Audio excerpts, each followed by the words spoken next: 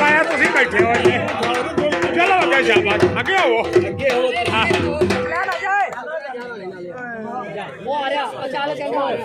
ਉਹ ਤੁਹਾਡੇ ਕੀਤੇ ਇੰਨਾ ਕੁਝ ਕੀਤਾ ਤੁਸੀਂ ਬੈਠੇ ਹੋ ਚਲੋ ਅੱਗੇ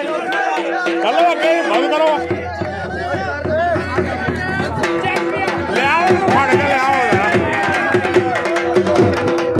ਉਹ ਚਲੋ ਬਈ ਚਲੋ ਸ਼ਾਬਾਸ਼ ਫੜ ਕੇ ਲੈ ਜਾਓ